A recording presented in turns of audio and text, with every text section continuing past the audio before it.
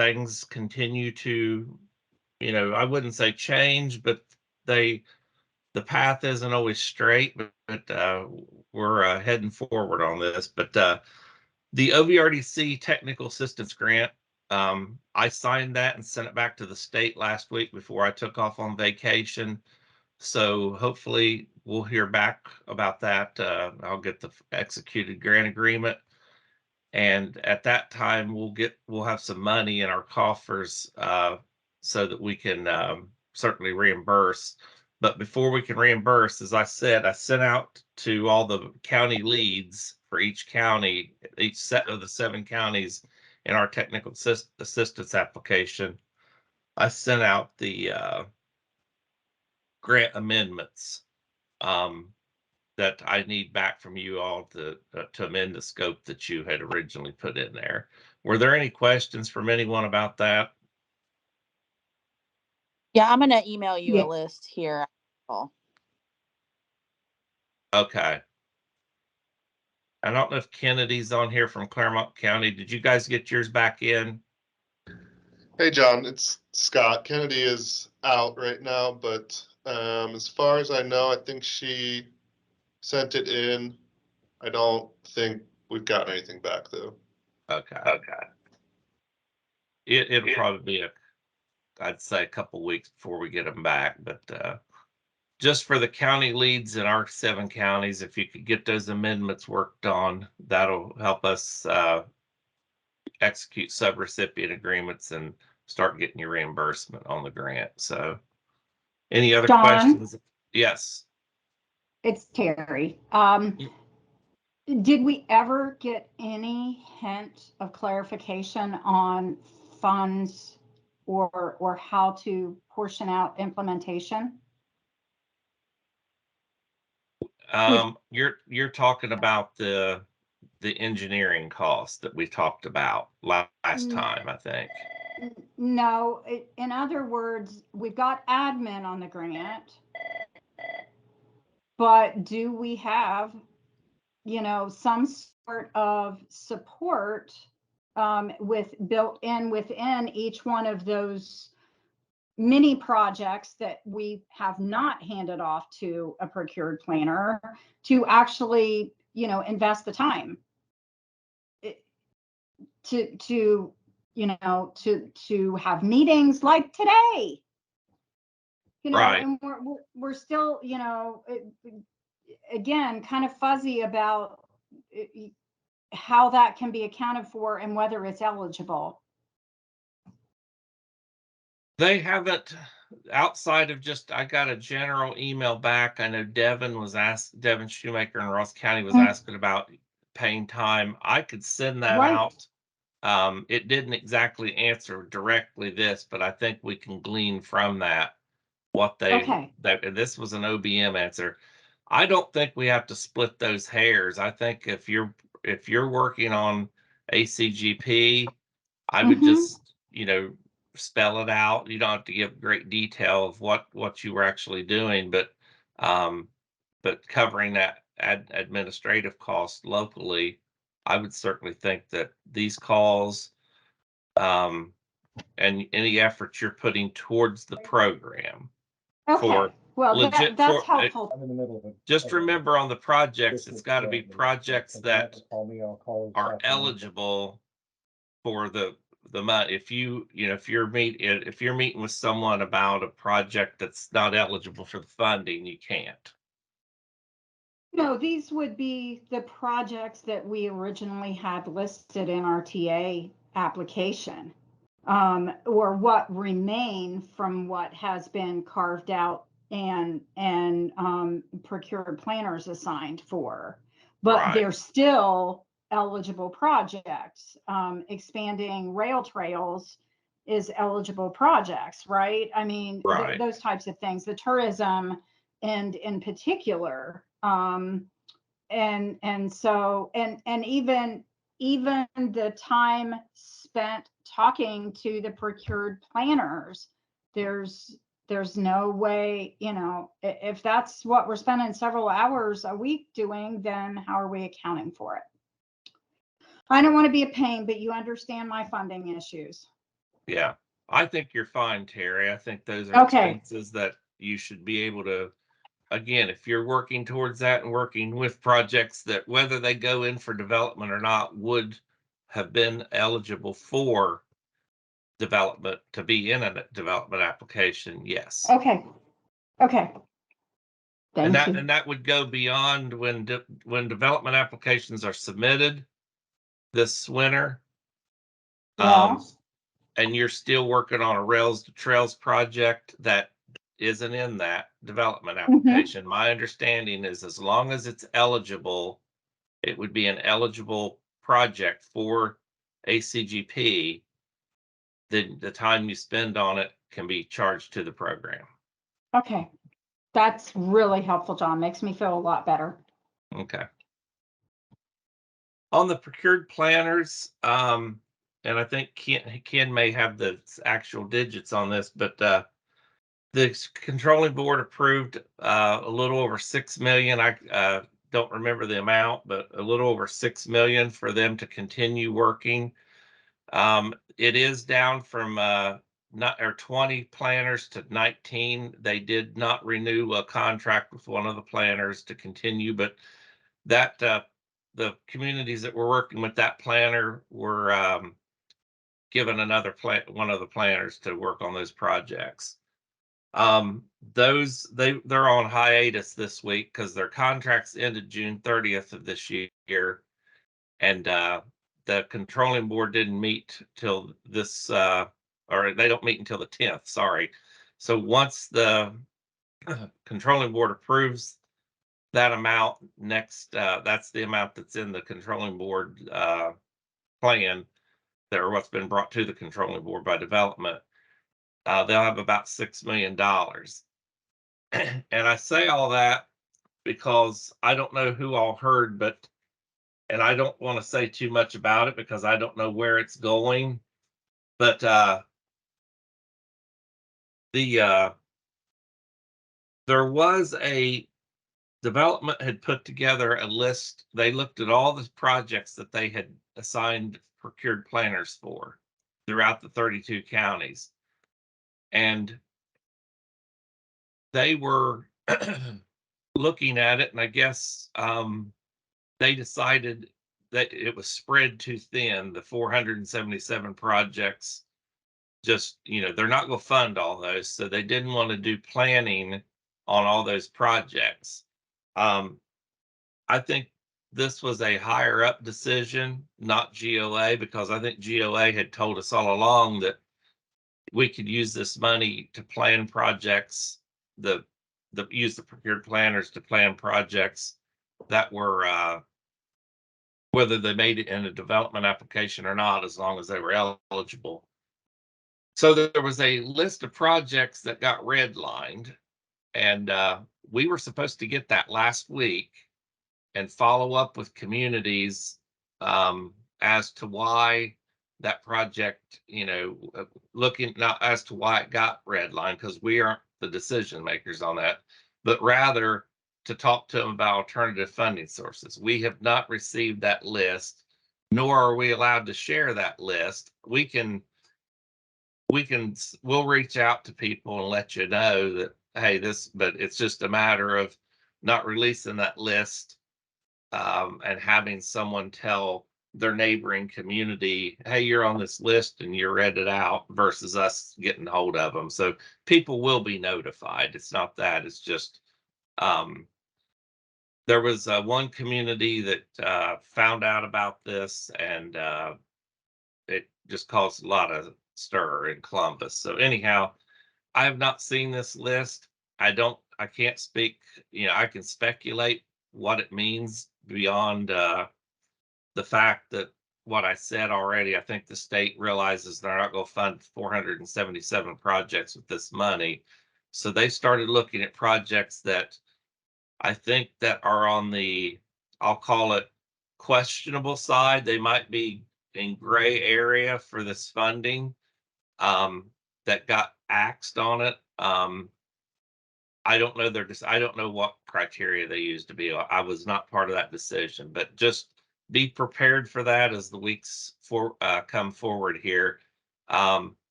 they've kind of backtracked on it a little bit, I guess, because that list accidentally got out. And so I think they're maybe reconsidering as big of a cut as they did. But basically, it'll kind of fine tune the projects, a little smaller list of projects that the procured planners will be working with. And we are having a meeting on August the 4th, all 4 of the Appalachian local development districts with the procured planners. I think that's in Columbus. We're having that meeting.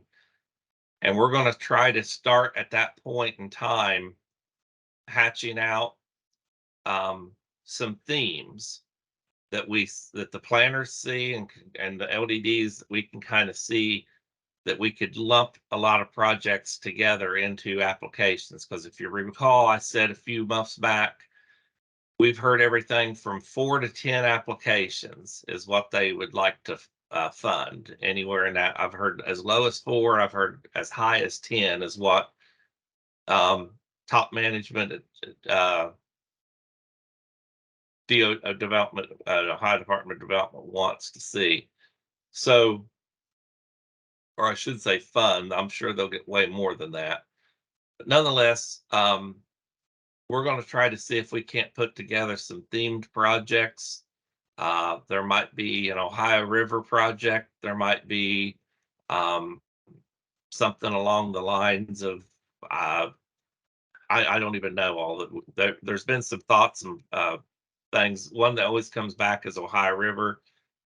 I don't want people to think that you have to be on the Ohio River for that project to impact your community, or you couldn't be part of it.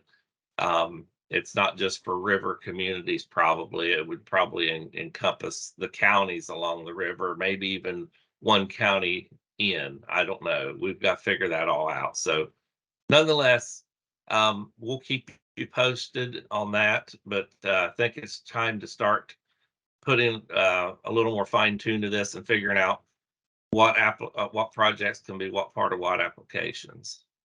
So, any questions? I'll throw. Ken, have you got anything to add? I don't hear him. He was on the road. We may have lost him. Any questions from you guys? Okay. John, can you hear me now? Yeah, there you are, Ken. Yeah. Okay. Yeah. I just reiterate what you were saying there. You know, the planning is going to be greatly curtailed. If you look at the budget that's going for the controlling board on July 10th with that $6.1 million for the planners, that's really going to limit the activities that they're able to complete here in the next several months. And that budget carries them all the way into next year. They anticipate, the planners did, needing about $30 million. That was their request. Well, they're getting 6.1. So planners are going to be discouraged from working on final plans. You know, GOA, I think, wants the planning firms to wait until the development grants come through and then do final design. You know, a lot of us were hoping we get a lot of final design out of the planners. I don't think that's going to happen right now. It looks like they're going to be doing preliminary design only and do most of the heavy lifting on the final design work once the project gets funded. So, you know, we're going to see limited planning activities. And like you said, that spreadsheet's going to be coming out soon, and I'll be making some phone calls on those projects that get highlighted in red. So, but that's kind of it. I mean, the planners are going to be, I think, going to have to cut back their scope of work on what we had anticipated them being able to do. So that's kind of unfortunate news. And I think again, on the TA grants, I think Michelle sent an email out. I just was reading it. There's Ken speaking on those TA grants. Yeah, you might want to wait until you see what that list that we get soon looks like, because that could alter your TA grant budget. I mean, be thinking about how you want to make that TA grant amendment, but don't feel like you have to have anything definitive, because you might put in there, we're going to plan this or that, and find out something off of that list that changes your thinking. So I'm in no rush. I just don't want you to forget about it, really. Let's see. I can't see if there's a. Hey, John, this is Ralph. You were talking about projects and being taken off. Is this after conversations with the state planners and things, and working as far as reviewing and revamping or revising, I guess, honing in on these projects, or is this based upon the original list that nobody really knew what the rules were up front? This was everybody. They had a there were 5 different lists sent out to us, and on those lists they would highlight for us, here's projects from your region that were assigned to planner. And that list, when you started looking at the numbers, I know like our region, they would just copy the cells off of an Excel spreadsheet to us, and they were way up in the 400s. So this would be just every community throughout the 32 counties that requested and received a plan. Or actually, I think that list would have included people that were even denied for a planner, the 477 requests. I think it probably included some denials as well. But amongst that group, they're basically paring that down again. And I think what they did was, when they first assigned planners, they looked at a project, some of them, and probably thought, yeah, that's kind of there, and went ahead and assigned a planner. Well, each of the planners had to submit a more detailed write-up about the project and what was included than when you requested the planners. And I think some of those write-ups gave a more telltale story of what the project was. And some of those, as they reviewed those, I think that's how they come up with, that's kind of a stretch. We don't see it as a slam dunk for the program. So that's the ones that got redlined. It's not the initial ones that got a no answer for a planner because they just weren't ineligible. These, the only thing I did hear was some that pushed like into gray area where it wasn't 100% clear that they would be eligible up on that further write-up. But I don't know if there was other criteria used to decide you're getting redlined. Well, I guess what I would encourage is, versus that original list where we didn't know half the rules or half of what they wouldn't fund and that kind of thing, that they work, because I know we've been working with the professional planners on various projects, and as certain things came out and said, well, we can't do indoor facility, we can't do this or whatever, then yeah, I think our plans or things are somewhat being modified. It might include it, but not to include it in the ACGP funding, but would be something that would be a future component that we would look at. So I mean, hopefully they just wouldn't eliminate a project based upon the skimpy information that we had a year ago when we put that stuff in. Right. Yeah, I think the main, well, if there was on that list, on your list that you put in, like you said, a year ago, or well, 6 months, whatever it's been, did you request procured planners for those same projects? All of them Yes. on that list? Okay. Yes, we did. Okay. Well, what we'll have to do, Ralph, is figure out, we'll have to figure out why it was redlined. And if it still seems like it's ACGP eligible to the state, I think then you can use the technical assistance money to continue. That's kind of like what Terry was kind of at. She asked more on the admin side, but on the project side, I guess we'll just have to see, well, why was that redlined? Yeah. And get an explanation, so you'll know whether you can spend your TA money on continuing to pursue other funding for that project. Okay.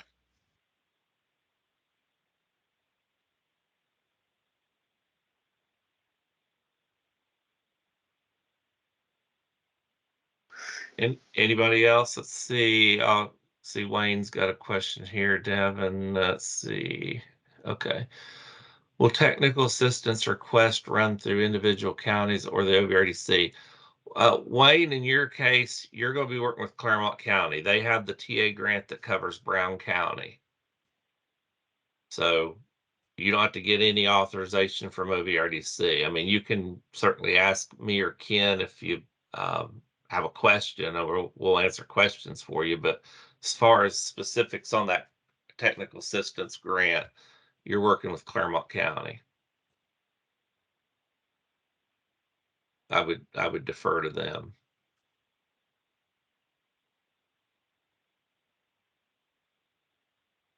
Anything else, folks?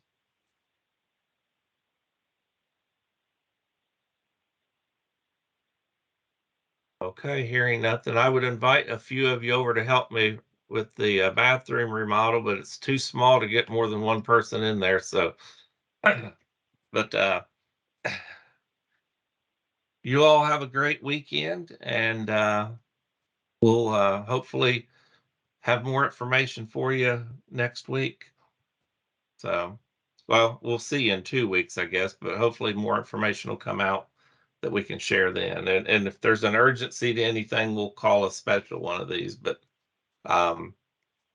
keep plugging along, work with your planners, keep getting keep working on those projects that you've got in, and we'll see what shapes up here, and we'll see what kind of mega application might get put in and what projects in our region are part of that. So thanks, everyone.